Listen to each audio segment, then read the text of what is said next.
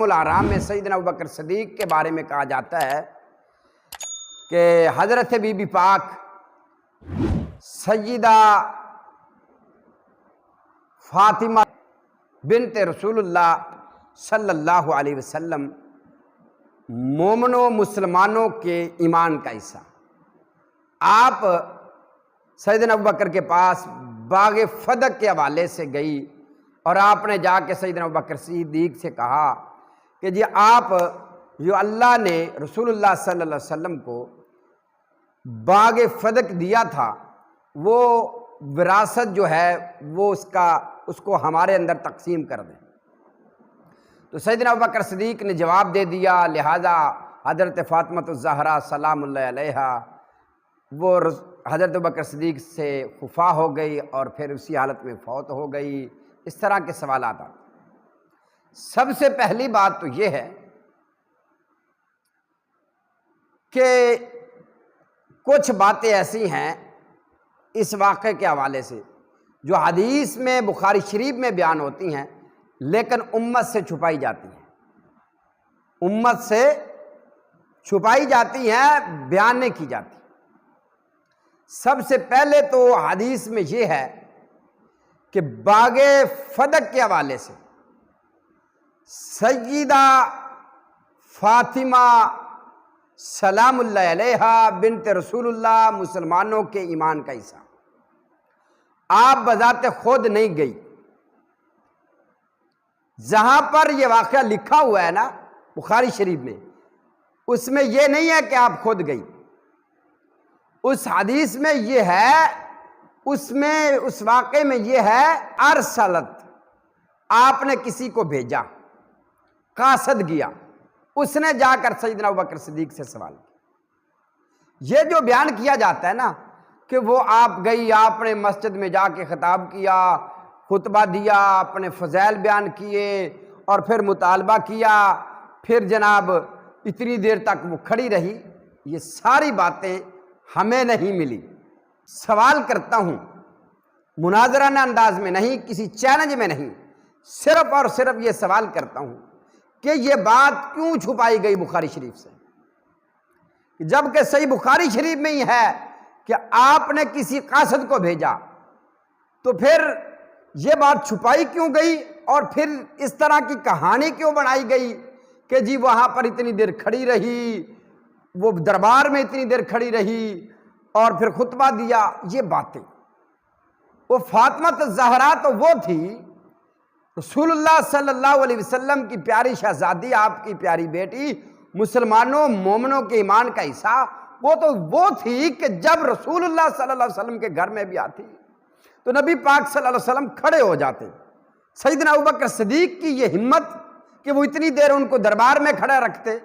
انہوں نے کسی کو بھیجا، جب سیدنا ابوبکر صدیق کے پاس وہ جانے والا گیا، سیدنا ابوبکر صدیق نے انکار نہیں کیا، بلکہ کیا کہا، پیوں کی وراثت ہوتی ہے نا، لا نورث ما ترکنا صدقۃ، وہ صدقہ ہوتی ہے، وہ تقسیم نہیں ہوتی، وہ ترکہ تقسیم نہیں ہوتا۔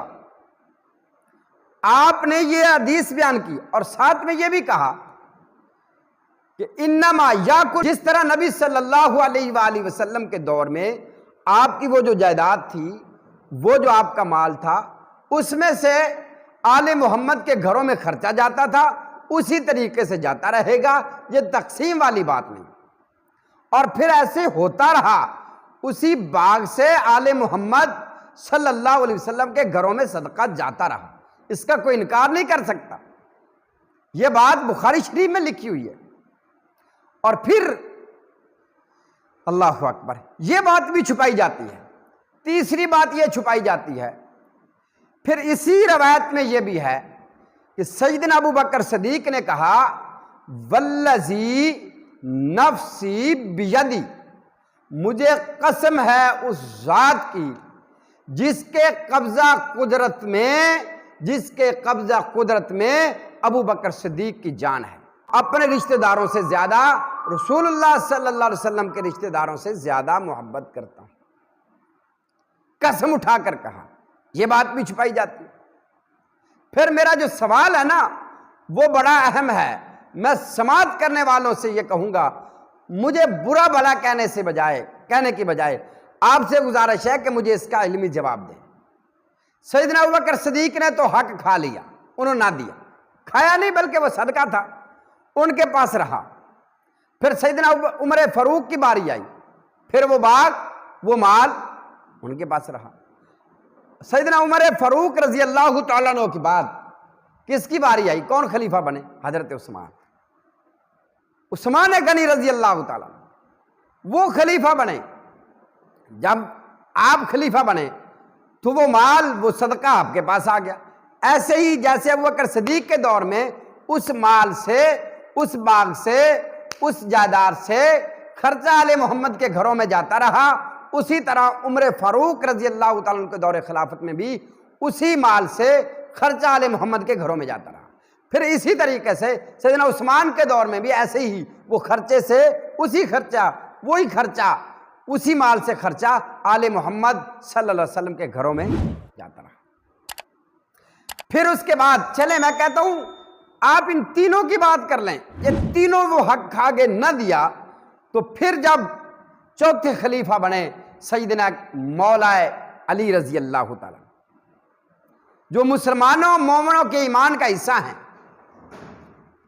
جن سے بغض کرنا، جن سے بغض رکھنا منافق کی نشانی ہے۔ سیدنا مولا علی رضی اللہ تعالیٰ عنہ کے پاس وہ مال پھر گیا جب آپ خلیفہ بنے، کوئی انکار نہیں کر سکتا، ان کے پاس وہ مال گیا، تو پھر جن کا تھا انہی کے پاس چلا گیا، تو آپ نے وہ کیوں نہیں تقسیم کیا؟ اس لیے نہیں تقسیم کیا کہ سیدنا مولا علی رضی اللہ تعالی عنہ کو اس بات کا علم تھا، پتہ تھا، حدیث کا علم تھا کہ رسول اللہ صلی اللہ علیہ وسلم نے فرمایا کہ جو انبیاء کی وراثت ہوتی ہے، جائیداد ہوتی ہے، وہ تقسیم نہیں ہوتی، وہ صدقہ ہوتی ہے۔ اسی طرح پھر سیدنا مولا علی رضی اللہ تعالیٰ عنہ کے بعد سیدنا امام حسن علیہ السلام، ان کے پاس وہ مال چلا گیا، اب تو جہاں کا تھا وہاں چلا گیا، تو انہوں نے وہ تقسیم کیوں نہیں کیا؟ پاس ان باتوں کا جواب ہو تو وہ مجھے ضرور جواب دیجئے، مجھے ضرور قائل کیجئے۔ میں کسی کے اوپر لعن طعن نہیں کرنے والا، میں کسی کے اوپر کفر کے فتوے لگانے والا نہیں ہوں، میں تو ایک سوال کر رہا ہوں۔ اگر ابو بکر صدیق نے نہیں دیا، عمر فاروق نے نہیں دیا، عثمان نے نہیں دیا، پھر مولا علی کے پاس آیا تو مولا علی نے تقسیم کیوں نہیں کیا؟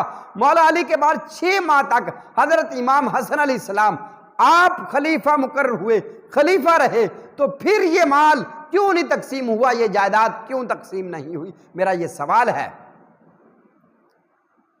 لیکن میرے سوال کا جواب اگر کوئی بھائی دے دے، مجھے قائل کر لے، تو میں ان باتوں پہ قائل ہو جاؤں گا۔ اگر نہیں، رضی اللہ عنہم ورضوا عنہ، جن کے متعلق اللہ نے کہہ دیا ہے کہ میں ان پر راضی، وہ میری رضا پہ راضی ہیں، پھر ان کے متعلق اس طرح کے لفظ استعمال